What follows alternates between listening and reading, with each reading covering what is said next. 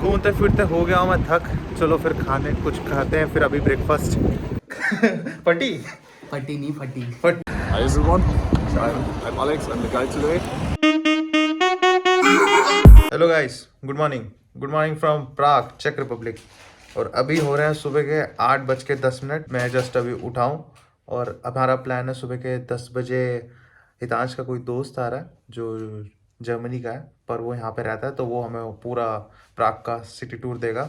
और तब तक मैं कुछ ऑफिस के काम भी निपटा रहा हूँ, डेटा ट्रांसफ़र भी चल रहा है। तैयार होते हैं और मिलते हैं आपसे कि ब्रेकफास्ट में हमारा क्या रहेगा। भाई हितांश ये तो बता, ब्रेकफास्ट में क्या है? ब्रेकफास्ट में हम लेंगे प्रोटीन शेक। सुन लिया आपने, ब्रेकफास्ट में हम लेंगे प्रोटीन शेक। पता नहीं कहाँ से निकालेगा प्रोटीन शेक, पर देखते हैं। चलो आपको मिलते हैं फ्रेश होने के बाद। बैक अगेन हो, फ्रेश हो चुका हूँ मैं, एकदम तैयार। और मैंने आज हितांश की हुडी मार लिया है और इसमें कोऑर्डिनेट्स बोल रहा है कि अपने व्यूअर से पूछ कहाँ की कोऑर्डिनेट्स है। तो अगर आपको दिख रही है तो ज़रा बता देना कमेंट सेक्शन में कहाँ की कोऑर्डिनेट्स है। और साथ में आज हमारे टीम में एक और बंदा जुड़ गया जो सीधा इंडिया से यहाँ पे ट्रांसिट किया है। कैसा लगा भाई इंडिया से यहाँ पे आने का पहली बार? काफी सुंदर। काफी सुंदर। फटी फटी नहीं फटी। फटी ठंड से, हाँ। ठंड से ज्यादा पहली बार जो भी आएगा उसकी हमेशा फटेगी यहाँ यूरोप में आने के बाद। ये बात तो है ही, ऊपर से ठंड का मौसम चल रहा है, even though it's at the end of March. But अभी हम जा रहे हैं सीधा लोकेशन में जहाँ हितांश का फ्रेंड हमें मिलने वाला है जो प्राग का सिटी टूर देगा हमें। Let's get to it.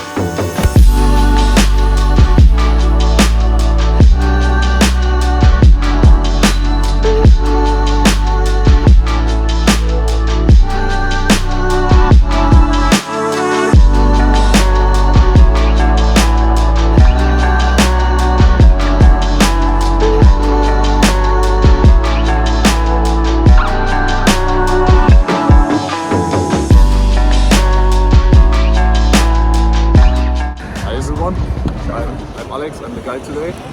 Yes, nice to meet him. Actually, he knows pretty well about Czech history and all. He's very informative, I would say, because he gave a lot of history and knowledge about this particular square and about the museum also.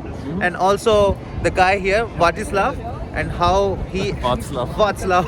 Sorry, I couldn't actually pronounce his name properly. But yeah, he's here to correct me if anything goes wrong. But nice to meet you, man. Nice to meet you too.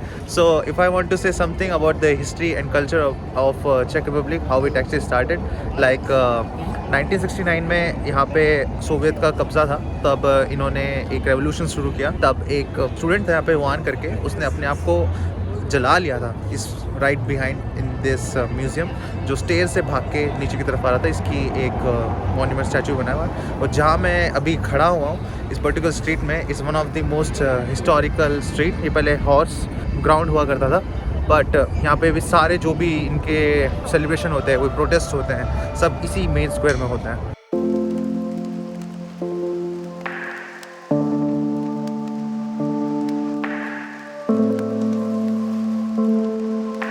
Guys, जैसे आप मेरे पीछे देख सकते हो, ये प्राग की नई बिल्डिंग बनी है which is quite different from entire architecture surrounding मी।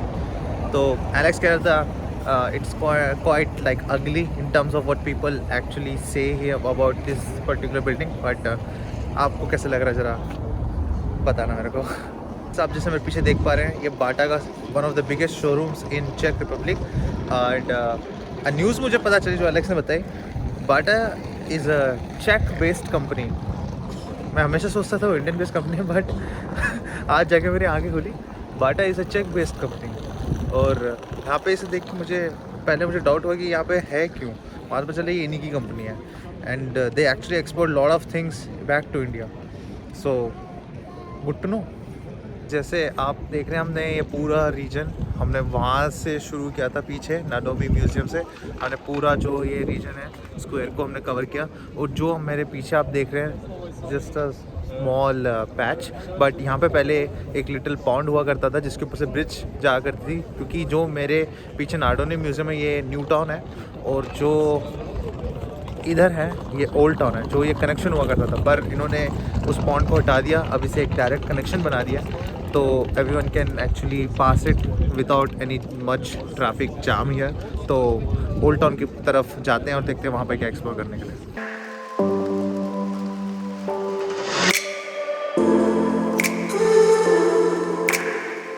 ये पीछे रास्ते से एंटर किए ओल्ड टाउन के लिए और हम पहुंच गए हैं प्राग के सिटी हॉल में, जो आप मेरे पीछे एकदम देख पा रहे हैं।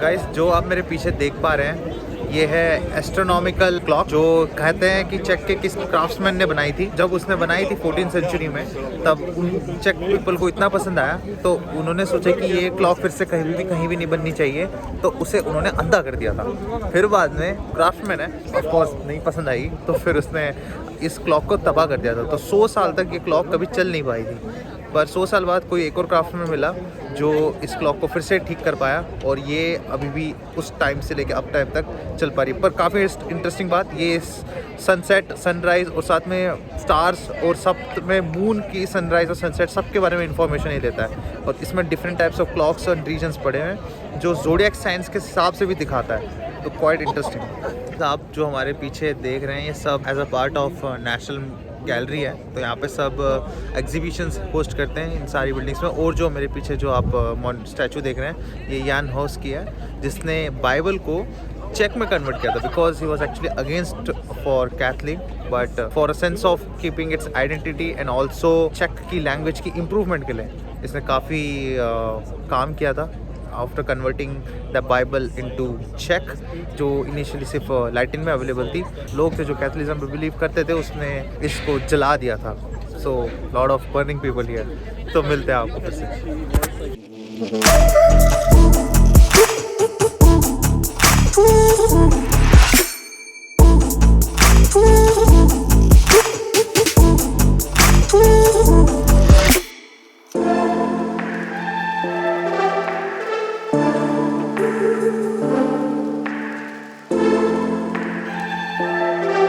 जैसे चलते फिरते घूमते फिरते हम पहुंच गए हैं नेशनल थिएटर के पीछे, और जस्ट उसके पीछे तो आप नई जो बिल्डिंग देख रहे हो वो उसका नया वाला पार्ट है।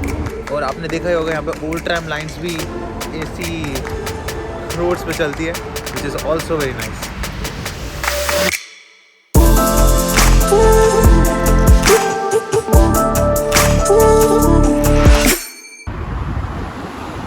घूमते फिरते हो गया हूँ मैं थक, चलो फिर खाने कुछ खाते हैं, फिर अभी breakfast. Using the same search. Breakfast done, now let's go to the next part.